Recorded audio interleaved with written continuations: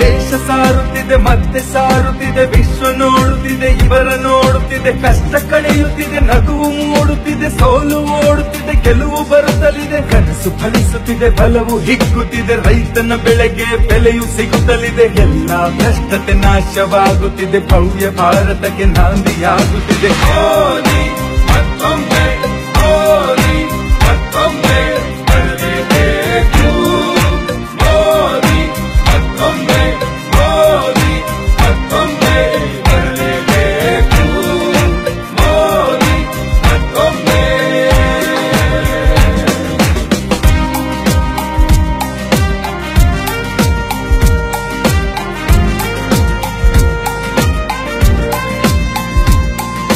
ಮುದ್ರಾ ಯೋಜನೆ, ಅಮೃತ ಯೋಜನೆ, ಉಜ್ವಲ ಯೋಜನೆ, ಪಹಲ್ ಯೋಜನೆ, ಸರ್ಜಿಕಲ್ ಸ್ಟ್ರೈಕ್ ನೀವು ಗೈದ ಸಾಧನೆ, ಜಿಎಸ್ಟಿ ಎಂಬ ಕ್ರಾಂತಿ ಮಾಡಿ ಬುಲೆಟ್ ಟ್ರೈನು ನೋಟು ಬ್ಯಾನು ಛಲವ ಬಿಡದಂತೆ ಸಾಧಿಸಿ ತೋರಿದ ವೀರನೇ, ಹಗಲಿರುಳೆನ್ನದೆ ದುಡಿಯುವ ನೀವೇ ಕಾಯಕ ಯೋಧಿ, ದೇಶದ ಸಂಸ್ಕೃತಿ ಸಾರುತ್ತಿರುವೆ.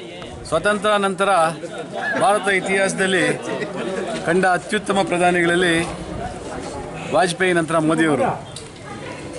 ಏನು ಈ ಹಿಂದೆ ಎಲ್ಲ ಜಾತಿ ಆಧಾರಿತ,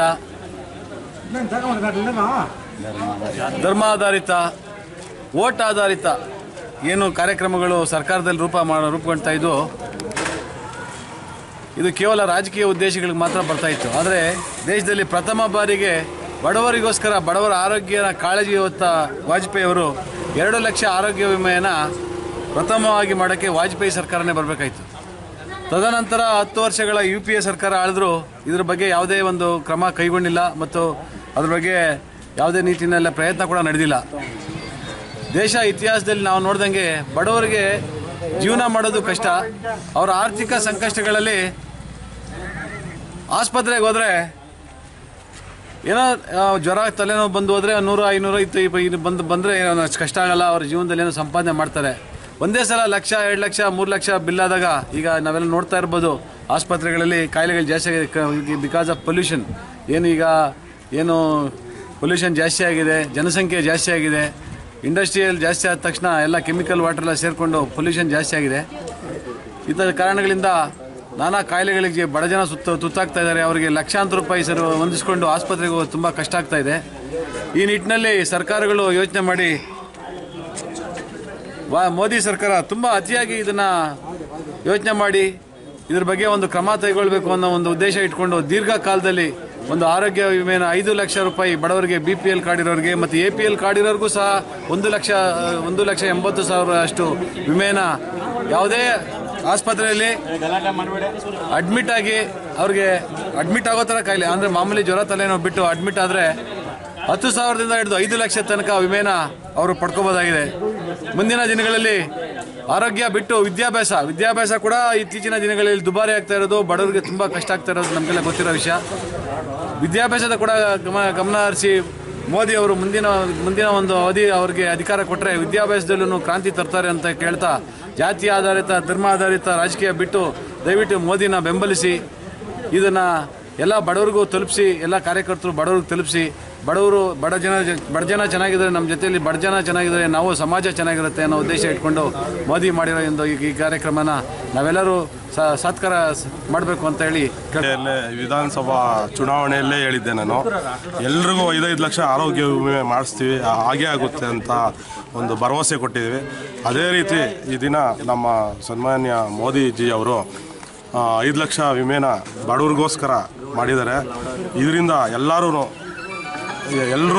ಆರೋಗ್ಯ ಭಾಗ್ಯ ಪಡ್ಕೊಳ್ಳಿ ಅಂತ ನಾನು ಈ ದಿನ ಎಲ್ಲ ಸನ್ಮಾನ್ಯರೇ, ಇವತ್ತು ಈ ದಿವಸ ನಮ್ಮ ಭಾರತ ದೇಶದ ಇತಿಹಾಸದಲ್ಲಿ ಇವತ್ತು ಏನು ಜಾತಿ ವ್ಯವಸ್ಥಿತ, ಧರ್ಮ ವ್ಯವಸ್ಥಿತ ಆಧಾರವಿಲ್ಲದೆ ಪ್ರತಿಯೊಬ್ಬ ನಾಗರಿಕರಿಗೂ ಅವರವರ ಕಾರ್ಡ್ಗಳಿಗೆ ಅನುಸಾರವಾಗಿ 5 ಲಕ್ಷ ರೂಗಳ ಉಚಿತ ವಿಮೆ ಹಾಗೂ 2 ಲಕ್ಷ ರೂಗಳ ಉಚಿತ ವಿಮೆ ಅಂದರೆ BPL ಕಾರ್ಡ್ ಅವರಿಗೆ 5 ಲಕ್ಷ, APL ಕಾರ್ಡ್ ಅವರಿಗೆ 1,80,000 2 ಲಕ್ಷ ತನಕ ಉಚಿತ ವಿಮೆಯನ್ನು ಕೇಂದ್ರ ಸರ್ಕಾರ ಘೋಷಣೆ ಮಾಡಿದೆ.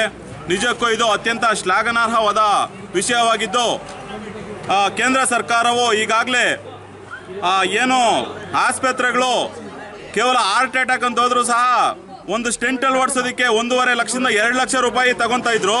ಅಂತ ಇದ್ರಲ್ಲೂ ಸಹ ಎಲ್ಲ ಆಸ್ಪತ್ರೆಗಳಿಗೆ ಮೂಗ್ದಾರ ಹಾಕಿ ಆ ಸ್ಟೆಂಟ್ನ ಬೆಲೆ ಕೇವಲ 35,000, ಅಂದರೆ 35ರಿಂದ 50,000ದೊಳಗಡೆ ಒಂದು ಹಾರ್ಟ್ ಆಪರೇಷನ್ ಆಗೋ ಥರ ನೋಡ್ಕೊಂತು ಮೋದಿ ಸರ್ಕಾರ.